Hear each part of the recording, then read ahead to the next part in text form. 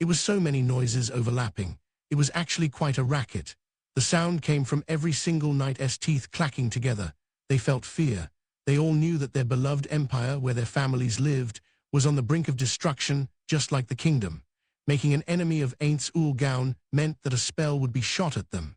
Suddenly, Nimble wondered how the inhuman caster felt after such a massive magical slaughter. Without turning his head, he stole a look at the monster standing next to him.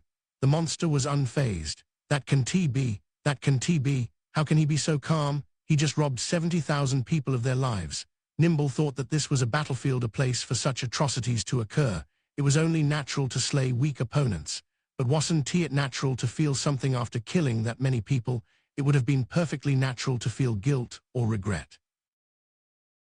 Joy or delight, he would have been able to understand, even with an atypical mind. But is feeling nothing a defensive instinct to protect his psyche? No, this monster is used to seeing scenes like this. He doesn't even feel the pity or dark glee a human feels when stomping on a bunch of ants. What is this? It's awful. Why is a guy like this in the human world? What? Eek. It felt like cold steel had been driven through him. After making such a stupid noise in response to the question, Nimble tried to gloss over it. In nothing, that was a wonderful spell. He wanted to pat himself on the back for getting some words out. Surely he deserved the highest praise for even managing to compliment Aints. Ha ha ha. The response to Nimble's frantic compliment was a chuckle. Did I say something to displease you? No, nothing like that. You said that was a wonderful spell, right? Why, yes. Was that the part he was scoffing about? Sweat dripped down Nimble's forehead. Having just witnessed how horrible it was to offend this person, he didn't want to upset him in the slightest. You don't have to be so guarded. My spell hasn't finished yet. The best part is yet to come.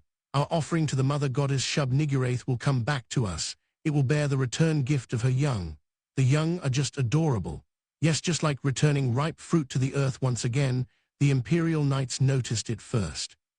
It was utterly natural that the knights watching from a safe distance would be the first to notice. They felt safe, which allowed them to see it even with their narrow field of vision through the slits in their helmets. After the whirlpool of death robbed the kingdom soldiers of their lives, a weird pitch-black sphere appeared from the heavens. It looked as if it would soil the world. So, who was the first kingdom soldier to notice it? This is mere conjecture, but since the right-wing soldiers had their view obstructed, it was probably them. Even if they realized something unusual was going on, not knowing what it was, they would have looked around and spotted it. Compelled to follow their neighbor's gaze, the next soldier and the next soldier after that noticed. Soon, all the people who had been about to wage war on the Katsi plain were just staring silently at the black sphere floating in the sky. The sphere, like a hole in the sky, seemed almost covered in a spiderweb. Anyone who saw it found themselves unable to look away. The black orb grew gradually larger. They couldn't think of anything constructive, like let us run or let us fight. They could only stare mutely, as if they had dementia. Before long, the adequately ripened fruit fell. In what seemed like the obvious outcome, the sphere popped when it touched the ground. Like a water balloon bursting against the ground, like a ripe fruit rupturing. The contents of the sphere radiated out from the point of impact. It was like coal tar, a sticky liquid spreading its pitch blackness everywhere. It reflected no light at all. It began to conceal the dead kingdom soldiers. Perhaps operating under some abnormal instinct, no one thought this was the end. And more than that, they felt it was only the beginning. Yes, the beginning of despair. From the earth coated in the black liquid grew a single tree. No, it wasn't anything as cute as a tree. What once was one began to multiply. 2, 3, 5, 10 swaying where there was no wind. What had grown there were tentacles. Barara. All of a sudden they heard something adorable like a goat's bleating. It wasn't just one. It was like a herd of goats had appeared out of nowhere. As if drawn by the voices, the coal tar wriggled and then sprayed upward to reveal something. It was too strange, too different. It must have been over 30 feet tall, counting the tentacles. Shape-wise, it resembled a turnip. Instead of leaves, it had several writhing black tentacles. The root part was a bumpy lump of flesh. From below grew 5 goat-like black legs with hooves. There were splits in the root part, the bumpy lump of flesh that peeled back in flaps. And bararara, the adorable goat bleating issued from those fissures. The splits were mouths, drooling a viscous black liquid. There were 5 of these. They had revealed their horrifying selves completely to all the humans on the Katsi plain. The dark young, they were monsters that emerged in proportion to the number of sacrifices collected by the super-tier spell I Shub Nigurath. They didn't have any powerful skills, but their stamina was a cut above normal, and their level was over 90. In other words, it was a storm of atrocities. There were no sounds besides the adorable, sickeningly cute bleating. It was just that. Unable to believe what they were seeing, unable to accept it, no one tried to talk. Over 300,000 people were gathered, although only 235,000 remained alive, and not a single one of them could make so much as a peep. It was before this horrific spectacle that Aints laughed. Wonderful. That's a record. I am sure no matter where or when you look, no one has ever summoned 5 at once before. This is truly awesome. I've got to give thanks to all those who died for me. Normally, summoning 1 dark young was great. Summoning 2 was practically impossible, but this time he got 5. Just like any gamer would enjoy setting a new record, Aints was genuinely happy. He didn't care at all about the tens of thousands who had just perished. But I think there should actually be more of them. Maybe 5 is the cap. That means I got the most possible, which is amazing. Congratulations. Brilliant as usual, Lord Aints. Aints smiled beneath his mask in response to Mayor's praise. Thanks, Mayor. Next, when Aints looked at Nimble, the knight promptly celebrated him with a crying smile on his face. Congratulations. Thanks, Aints replied in good spirits. It tickled him that Nimble openly expressed how touched he was. Aints remembered the first time he had seen I Shub Nigurath back in his Yggdrasil player days, and how equally moving an experience it had been for him. Over-the-top magic, overwhelming magic, it has the power to tug so many people's heartstrings. No wonder this was such a popular spell in Yggdrasil.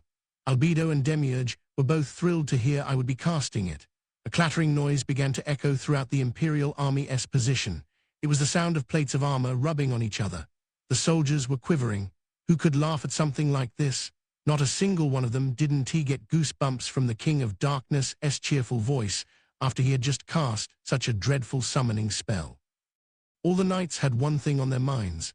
May the power of Aints Ulgau never descend upon me. It resembled a prayer to a god.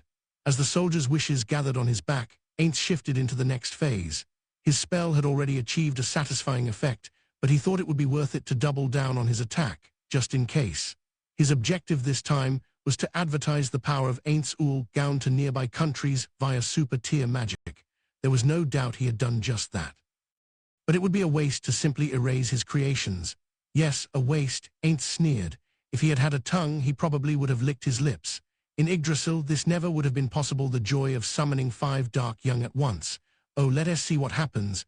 Begin a follow-up attack, my precious young. Following the order from their summoner, the dark young slowly began to move. They worked their 5 legs briskly with strange motions. It wasn't elegant, but incredibly earnest, which might have been heartwarming for someone they were bearing down on. Nimbly moving their large bodies, the 5-legged dark young began to run and charged at the kingdom's army. Oh, there are 3 people for whom you mustn't kill. Do not harm them. Recalling the people Demiurge had pled for, Aints gave a mental order to the dark young, not that he had a brain. This is a dream, right?